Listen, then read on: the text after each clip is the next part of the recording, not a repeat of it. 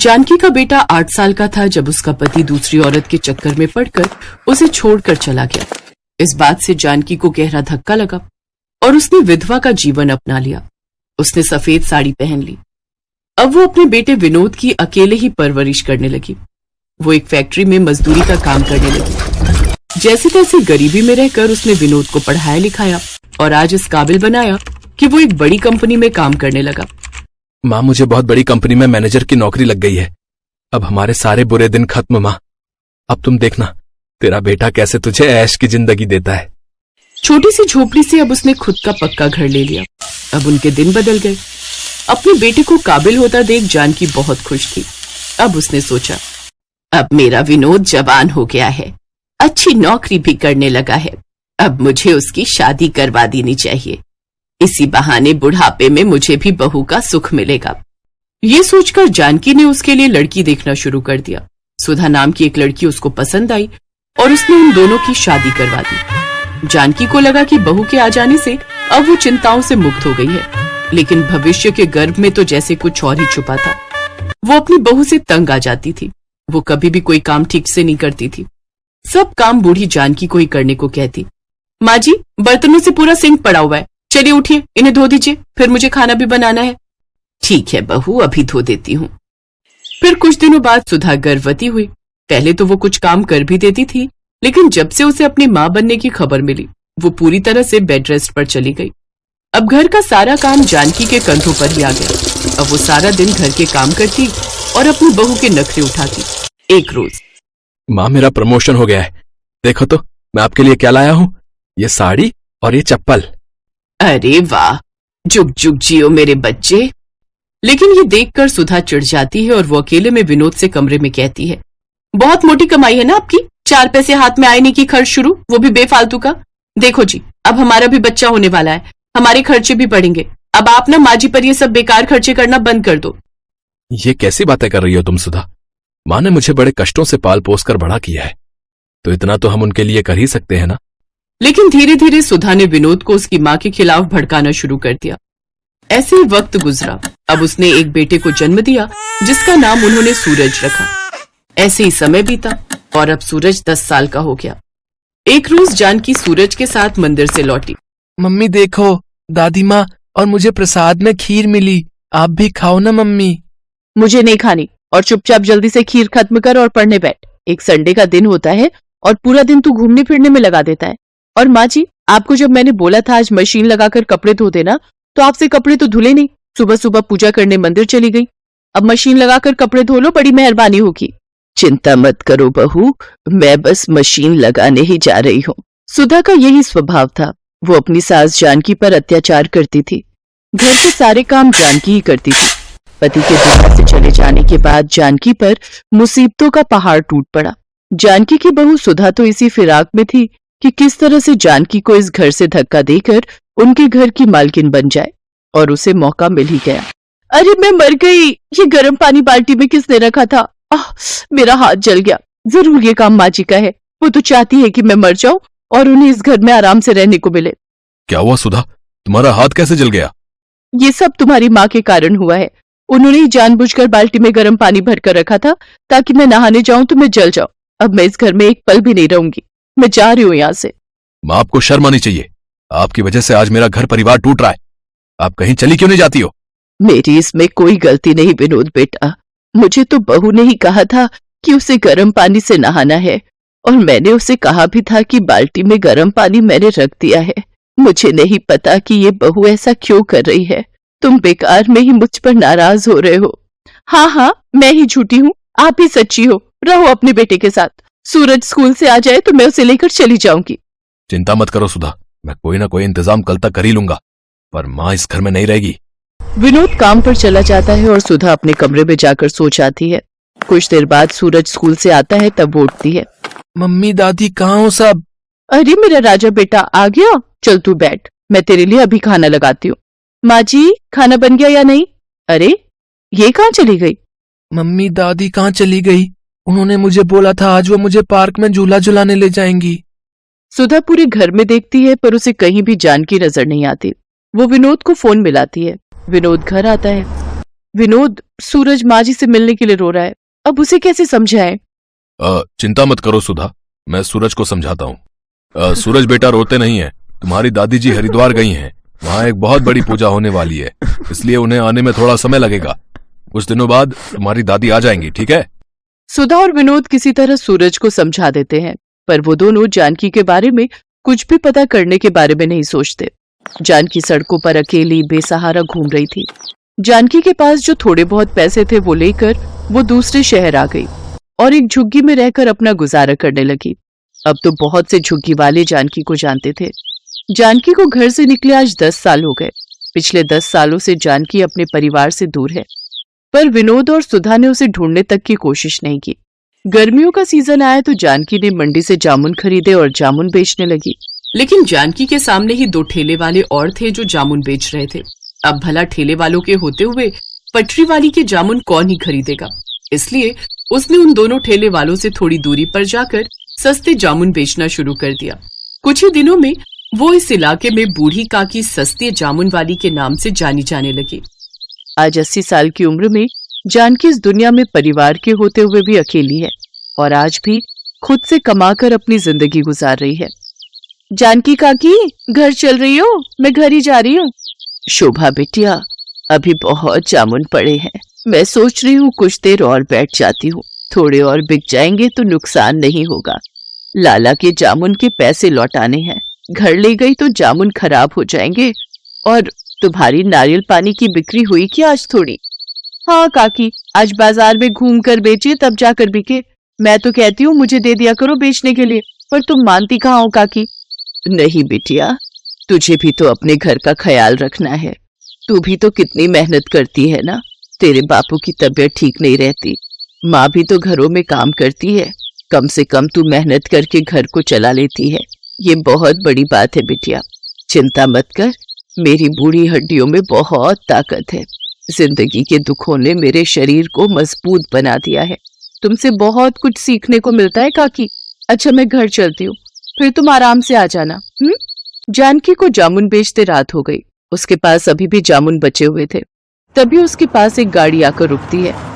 अरे यार, जामुन खाने का बहुत मन हो रहा है, चल ना उन अम्मा से जामुन लेते हैं। एक काम कर, तू जल्दी से जाकर ले आ, मैं गाड़ी साइड लगाता हूँ। अम्मा 50 रुपए के जामुन कर दो। अभी करती हूँ बेटा। अम्मा मेरे पास 500 का नोट है, आपके पास खुले होंगे? नहीं बेटा, मेरे पास खुले तो नहीं है। सूरज, सूरज, तेरे पास 50 रुपए है क्या? जरा पकड़ा दे है तो। सूरज? जानकी सूरज नाम सुनकर थोड़ी घबरा जाती है। अचानक वो लड़का गाड़ी से बाहर निकलता है और जानकी को देखकर चौंक जाता है। दादी माँ, और यहाँ? सूरज तब छोटा था। 10 साल का बच्चा सूरज आज 20 साल का हो चुका था। सूरज अपनी दादी को पहचान गया और वो दादी दादी कहकर अपनी दादी के गले लगकर फूट फूट कर रो पड़ा। सूरज कॉलेज में पढ़ रहा था तो वो इसी शहर में रहता था। सूरज को जानकी से सारी बात पता चलती है और वो भी अपने पोते से लिपट कर खूब रोती है। इसके बाद जानकी सबसे विदा लेकर अपने पोते सूरज के साथ अपने शहर अपने घर पहुंचती है। जानकी को सूरज के साथ देखकर विनोद और सुधा हैरान रह जाते हैं, पर सूरज गुस्से में था। मम्मी पापा, आखिरी बार आप लोगों से मिलने और अपना सारा सामान लेने आया हूँ। आज के बाद मैं आप लोगों को अपनी शक्ल कभी नहीं दिखाऊंगा। मैं दादी के साथ रहूंगा। आपने मुझसे झूठ बोला कि दादी माँ हरिद्वार गई हैं, पर आज 10 साल बाद दादी की हालत देखकर सचमुच मुझे आपको अपने माता पिता कहते हुए भी शर्म आ रही है। मैं हमेशा दादी माँ के बारे में आपसे पूछता था, पर आप हमेशा टाल देते थे। कहीं ऐसा ना हो जैसा आपने दादी माँ के साथ किया है ना, कल आपके साथ ऐसा हो जाए। पर नहीं, आपके साथ ऐसा कुछ नहीं होगा, क्योंकि मैं तो आप दोनों के साथ अपने सारे रिश्ते तोड़कर दादी माँ के साथ जा रहा हूँ। नहीं सूरज बेटा, ऐसा मत कर, हम तेरे बिना जी नहीं पाएंगे। हमें माफ कर दो सूरज बेटा, ऐसा मत करो, तुम हमारे बुढ़ापे का सहारा हो। अच्छा, तो दादी माँ के बुढ़ापे का सहारा भी तो आप ही थे ना, तब आपने क्यों नहीं सोचा मैं आप दोनों की नहीं सुनूंगा, मैं दादी माँ के साथ जा रहा हूँ। सूरज जानकी के साथ वापस जाने लगता है। तभी सुधा और विनोद रोते बिलखते जानकी के पैरों में गिर जाते हैं। बाजी, बाजी मुझे माफ कर दो, मुझसे गलती हो गई बाजी। माँ, सूरज को समझाओ ना माँ।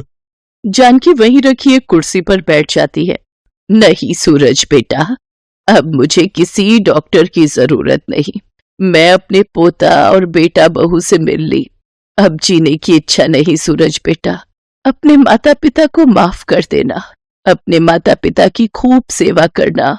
माता पिता का आशीर्वाद भगवान का आशीर्वाद होता है। हमेशा खुश रहना बच्चों। इतना कहते ही जानकी की गर्दन एक ओर लुढ़क गई। ऐसा लग रहा था मानो वो अपने बेटा बहू और पोते से मिलने के लिए ही अब तक इस दुनिया में जिंदा थी। विनोद और सुधा की आंखों में शर्मिंदगी के आंसू थे। सूरज अपनी दादी से लिपटकर बहुत रोता है।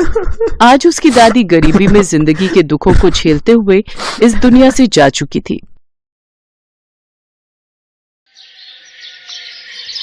रामनगर के एक छोटे से गांव में कमला नाम की एक बूढ़ी औरत रहती थी। वो इतनी गरीब थी कि उसके पास 2 वक्त का भोजन भी सही से नहीं हो पाता था। वो अकेले ही रहती थी। उसके घर वालों में से उसके साथ कोई भी नहीं रहता था। उसके बेटे और बहू की मृत्यु हो चुकी थी और उसके पोता पोती शहर में रहते थे। पता नहीं आज कुछ खाने को बचा है भी या नहीं, देखती हूं। कमला देखती है थोड़ा सा आटा बचा है। कमला उसी आटे से 2 रोटी बनाती है। जब कमला रोटी बनाकर खाने जा रही थी तब उसे एक कौवे की आवाज आती है। कौवे की आवाज सुनकर वो बाहर आती है। अरे, इसके पैर में तो बहुत गहरी चोट लगी है। ओहो, बेचारा दर्द से तड़प रहा है। कमला उस कौवे को साथ लेकर आती है और उसके पैर पर दवाई लगा देती है। लगता है ये कौवा भूखा भी है। कमला ने अपने लिए जो 2 रोटी बनाई थी उसमें से वो 1 रोटी उसे दे देती है और वो कौवा रोटी को खा लेता है और फिर वहां से चला जाता है। अगले दिन शाम में वापस उसी वक्त वो कौवा फिर आता है और चिल्लाने लगता है। लगता है फिर वही कौवा आया है। कमला वापस अपनी रोटी में से 1 रोटी दे देती है। कुछ दिनों तक यही चलता है। वो शाम को कमला को आवाज लगाता और कमला अपने में से 1 रोटी उसे खिला दिया करती थी। एक दिन वो कौवा कमला से कहता है, मुझे तुमने कई बार भोजन करवाया है, बताओ तुम्हें क्या चाहिए? जो भी चाहोगी वो मैं तुम्हें दूंगा। मुझे बहुत कुछ नहीं चाहिए, बस इतना चाहिए कि मेरा गुजारा चल जाए और 2 वक्त का भरपेट भोजन मिल पाए। ठीक है, जैसा तुम चाहो। कौवा कमला को उसकी जरूरत की सभी चीजें लाकर दिया करता था। एक दिन गांव में बहुत बड़ी बाढ़ आ जाती है। इस बाढ़ में कमला की झोपड़ी बह जाती है। हे भगवान, ये क्या हो गया? मैं कहाँ रहूंगी, क्या खाऊंगी? कुछ दिनों तक वो कौवा कमला के पास नहीं आता है। लगातार 6 दिनों से कमला भूखी थी। 6 दिन बाद कौवा कमला के पास आता है। जब वो आता है तब वो देखता है कमला की हालत बहुत खराब है। वो चल भी नहीं पा रही है और अब उसका अंतिम समय भी आ गया है। एक राक्षस काला बादल बनकर यहाँ पर बाढ़ ला दिया था ताकि मैं तुमसे ना मिल पाऊं। मैं जहां जहां जाता हूं वो मेरे पीछे पीछे आता है। इसी वजह से मैं तुम्हारे पास नहीं आ पा रहा था। कोई बात नहीं। बताओ तुम्हारी आखिरी इच्छा क्या है? मैं उसे पूरा करूंगा। मैं चाहती हूँ कि तुम मेरे पोता पोती जो शहर में रहते हैं उनको मेरे पास लेकर आओ। मैं उन्हें आखिरी बार गले से लगाना चाहती हूँ। अच्छा, ठीक है। कौवा अपने जादू से देखता है कि वो कहाँ है। कमला के पोता पोती जिस शहर में रहते हैं, कौवा वहां चला जाता है और उनसे कहता है, तुम्हारी दादी की तबीयत बहुत खराब है। वो अपने आखिरी दिन में आ चुकी है। उनकी हालत बहुत खराब हो गई है और वो अपने अंतिम समय में तुम दोनों को देखना चाहती हैं। ये सुनकर कमला के पोता पोती कौवा के साथ आने के लिए मान जाते हैं। कौवा अपने ऊपर दोनों को बिठाकर लाता है। जब वो सभी वहां पहुंचते हैं तब तक कमला की मृत्यु हो चुकी होती है। वो देख सभी बहुत दुखी होते हैं और कमला की ओर देखने लगते हैं। ये नहीं हो सकता, मैं कमला की आखिरी इच्छा पूरी नहीं कर पाया। ये सुनकर कौवा जोर जोर से रोने लगता है। कैसी इच्छा? वो तुम दोनों को आखिरी बार गले से लगाना चाहती थी। हम लोगों ने कभी अपनी दादी से मिलने की कोशिश भी नहीं की, फिर भी वो अपने अंतिम समय में हमें ही याद कर रही थी। कौवे, तुम तो जादुई कौवे हो, तुम्हारे पास कोई ना कोई उपाय जरूर होगा। हमें बस एक बार अपनी दादी से गले लगाकर माफी मांगने दो। मुझे नहीं लगता है, मगर कमला के लिए हर वो कोशिश करूंगा जिससे उसकी अंतिम इच्छा पूरी हो। कौवा उसी वक्त वहां से उड़कर दूर गांव के किनारे अपने बाबा का इंतजार करने लगता है, जिन्होंने उसे ये जादुई शक्तियां दी थी। बाबा, मुझे एक मरे हुए इंसान को कुछ वक्त के लिए वापस लाना है। मेरे लिए ये बहुत ज्यादा जरूरी है। कृपया करके आप मुझे कोई उपाय बताएं। इसके लिए तो बहुत बड़ा बलिदान देना होगा, जिसमें खतरा भी बहुत है। मैं कोई भी खतरा उठाने के लिए तैयार हूं। बाबा, आप बस मुझे उपाय बताइए। तो सुनो, तुम उस इंसान को वापस ला सकते हो, मगर उसके लिए तुम्हें किसी और को उसकी जगह भेजना होगा, और जब तक वो इंसान धरती पर रहेगा उसके बदले कोई और मरा रहेगा। मगर इसमें एक खतरा है, अगर एक पल भी देर हुई तो वो इंसान धरती पर ही रह जाएगा, और उसके बदले जो मरा है वो मरा ही रह जाएगा। कौवा बिना कुछ सोचे कमला के पास जाता है, उसे 1 घंटे के लिए वापस बुलाता है और खुद की जान ले लेता है। जैसे ही कौवा मरता है, कमला जिंदा हो जाती है। कमला उठती है तो अपने सामने अपने पोता पोती को देखकर बहुत खुश हो जाती है। बच्चों, तुम दोनों को मैंने बहुत याद किया। दिन रात बस तुम दोनों के बारे में सोचती थी। हाँ दादी, हमें माफ कर दीजिए। हम कभी आपकी इज्जत नहीं कर पाए और ना ही आपके साथ कुछ वक्त बिता पाए। हाँ दादी, हमें माफ कर दीजिए। कोई बात नहीं बच्चों, मैं तुम दोनों से बिल्कुल नाराज नहीं हूँ। कमला उन्हें जी भर कर प्यार करती है कि उन्हें वक्त का पता ही नहीं चलता है और 1 घंटा होने ही वाला होता है। मगर मैं यहाँ कैसे आई? मैं तो मर गई थी ना। अरे हम तो भूल ही गए दादी, वो बेचारा कौवा हमें आपके पास लाया। उसने 1 घंटे के लिए अपनी जान दे दी ताकि आप हमारे पास आ सके और हम आपसे मिल सकें। तब तो बच्चों मुझे जाना होगा। मैं उसकी जान नहीं ले सकती। आखिर उसी की वजह से मेरी ये अंतिम इच्छा पूरी हो सकी है। जैसे ही कमला जाने लगती है, उसके दोनों पोता पोती उसे पकड़कर रोने लगते हैं और कमला उन्हें चुप कराने लगती है। बच्चों, तुम दुखी मत हो। तुम दोनों से आखिरी बार मैं इतने अच्छे से मिल सकी, ये मेरे लिए काफी है। अब मुझे मत रोको, मुझे जाना होगा। कमला कौवा के पास जाती है और अपनी जगह उसकी जान वापस लाना चाहती है, मगर ऐसा कुछ नहीं हो पाता है क्योंकि कमला से 1 मिनट की देर हो गई थी। हे भगवान, ये मैंने क्या कर दिया? मैंने अपनी वजह से इस बेचारे कौवे की जान ले ली। नहीं नहीं, ऐसा नहीं हो सकता। मुझे उसे वापस लाना ही होगा। बच्चों, तुम दोनों यहीं रुको। मुझे पता लगाना होगा कौवा ने कहाँ से शक्तियाँ ली थी। अब उसकी जान वापस लानी होगी। दादी, मैंने उसे गांव के किनारे जाते हुए देखा था। कमला वहां से जाती है और कौवा कहकर पुकारने लगती है। तभी वो बाबा आ जाते हैं। कौवा, कौवा। क्या हुआ तुम्हें? तुम कौवे को क्यों बुला रही हो? कमला बाबा को सारी बातें बताती है। मैंने उससे कहा था कि इसमें बहुत खतरा है। जरा सी लापरवाही और जीवन की कुर्बानी। मुझे माफ कर दीजिए बाबा, मैं अपने पोता पोती को देखकर भावुक हो गई थी। मुझे वक्त का पता ही नहीं चला। कोई तो उपाय होगा जिससे मैं उसे वापस बुला सकूं। एक ही तरीका है, तुम्हें अगले 5 जन्म तक कौवे के रूप में ही जन्म लेना होगा, और साथ ही साथ अभी तुम्हें अपने पोता पोती के साथ जाकर उस कौवे को काले बादल से आजाद कराना होगा। तब जाकर तुम उसकी जगह ले सकती हो और उसे वापस बुला सकती हो। ठीक है बाबा, मुझे मंजूर है, मगर मैं उस काले बादल को उसके पीछे से भगाऊंगी कैसे? ये लो, इस त्रिशूल से तुम्हें उस राक्षस को मारना है और वो यहाँ से गायब हो जाएगा। कमला ने बड़ी हिम्मत करके अपने पोता पोती को साथ लेकर उस राक्षस को मार दिया और फिर कौवे के पास जाकर उससे कहती है, मैंने उस राक्षस को मार दिया है, तुम अब वापस आ सकते हो।